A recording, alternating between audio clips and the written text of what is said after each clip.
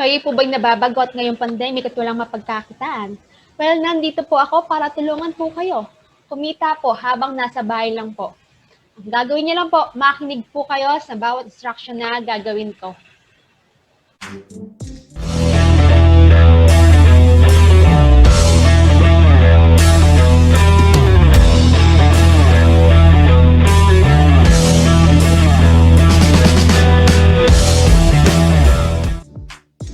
Hi mga mamshis and papshis! My new friends here in YouTube, welcome back to my channel.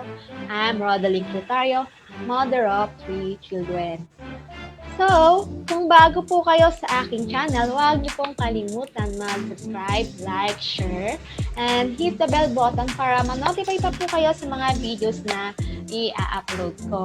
So, for today, ang ituturo ko naman po ngayon ay kung paano po kumita ng $6 to $7 gamit lang po ang mga apps na ito. Guys, welcome to my screen.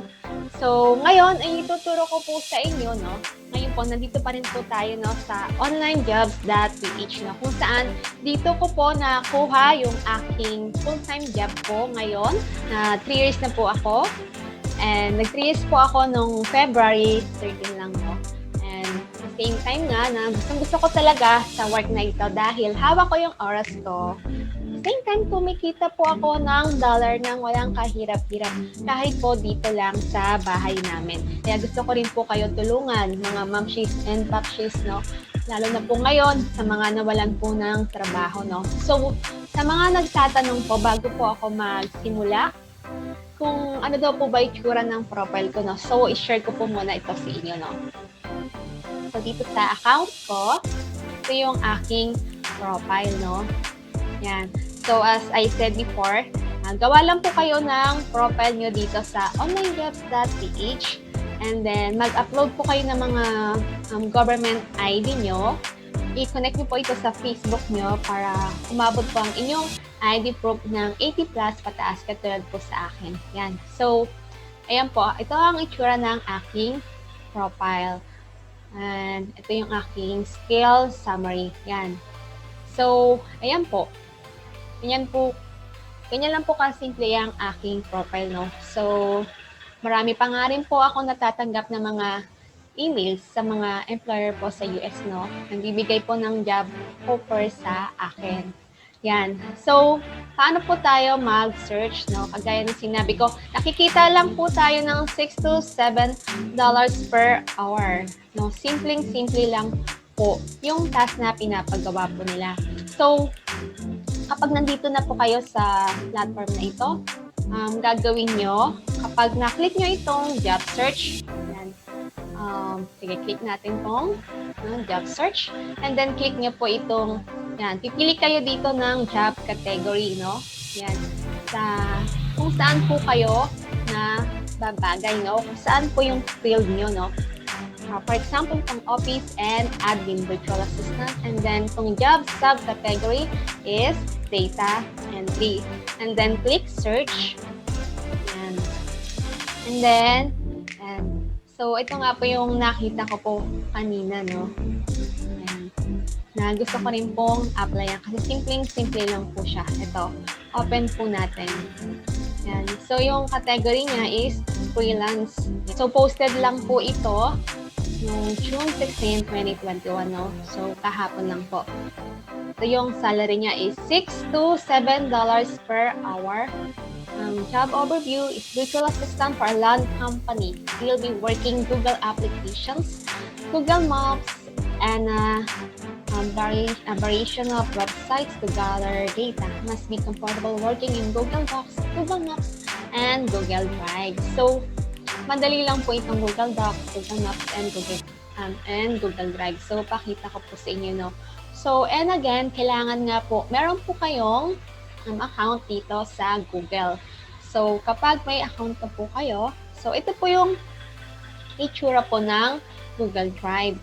Kapag sinilike nyo ito, yan, no? So, itong Google Apps na sinasabi po doon sa category. Yan, no? So, balikan po natin, no? Sabi niya Google, diba? Google Applications, Google Maps, and Google Docs. Yan. So, makikita nyo, ito po yung itsura niya, no? Itong 9 na dots na yan, lagay dyan Google Apps. Yan. So, ito yung account. Yan, kung magsa-search kayo, ito yung map na sinasabi.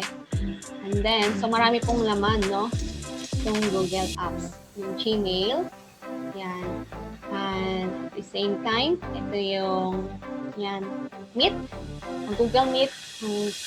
I-meet nyo po yung employer nyo para lang po itong katulad po ng Zoom. Then yung mga contacts, yung Google Drive, Google Calendar. So, nagturo na po ako months ago about sa Google Calendar kung paano po ito gamitin.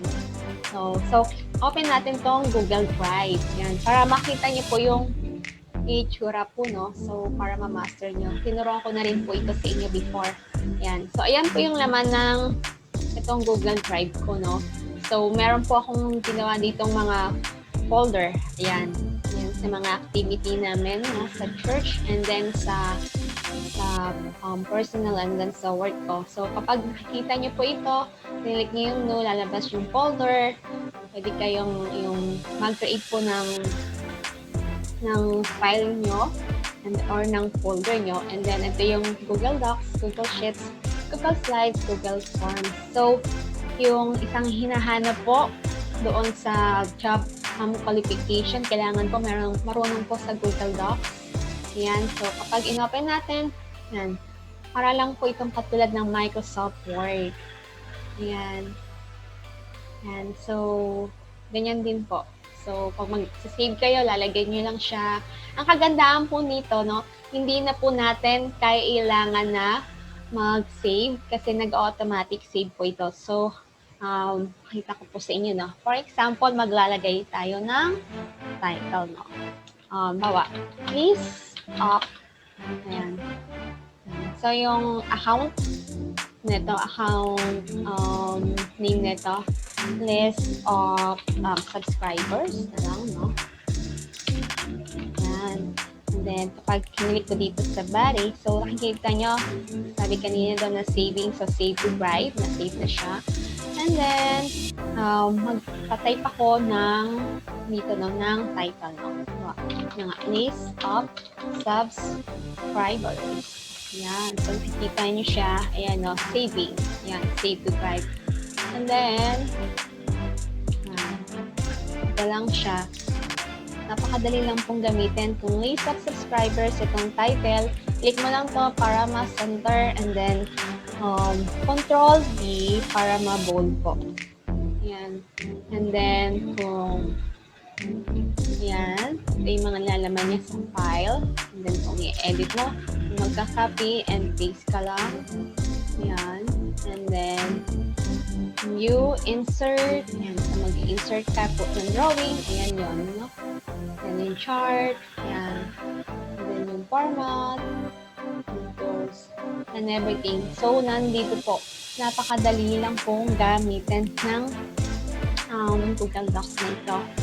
So, kaya ano pa pong hinihintay niyo mga mamshis and papshis, applyan nyo na po ito kaagad. No? So, wala pa silang na-hired. Kita nyo na available pa po itong job na ito dito sa onlinejobs.ph, no? So, later on, naka-applyan ko na rin po ito, no? Dahil maluwag po ako sa work ko po ngayon. Mga mamshis and papshis, in-explore ko lang po kayo doon sa Google Drive po, and then sa Google Apps, and then yung mga simpleng paggamit po ng Google Docs.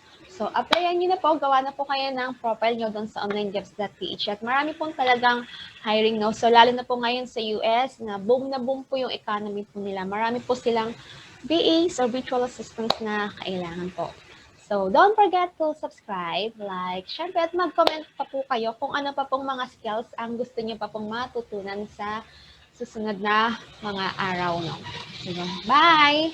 I'll see you on my next video.